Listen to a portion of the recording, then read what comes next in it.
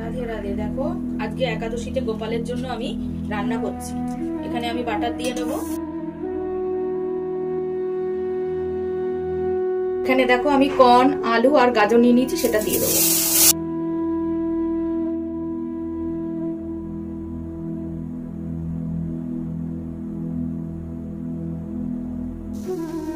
হলুদ দিয়ে দিলাম, দিয়ে এবার এটাকে ভালো করে নাড়িয়ে নেবো।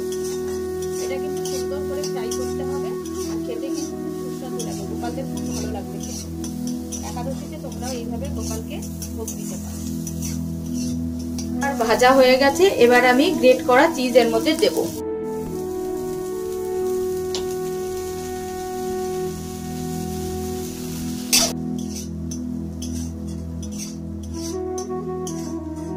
চলো এটাকে নামিয়ে নিই।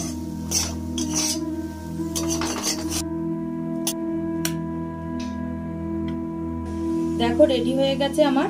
তোমরা গোপালকে একাদশীর দিন কে কিভাবে ভোগ দাও আমাকে অবশ্যই কমেন্ট করবে। এবার দেখো এর ওপর থেকে আমি গ্রেট করা চিজ দিয়ে দিচ্ছি। এইভাবে দিলে কিন্তু গোপালরাও খুব খুশি হবে। আমার বাচ্চাদের খেতে দিই, সেইভাবে যদি গোপাল সেবাও করা যায় তাহলে কিন্তু খুব ভালো লাগে।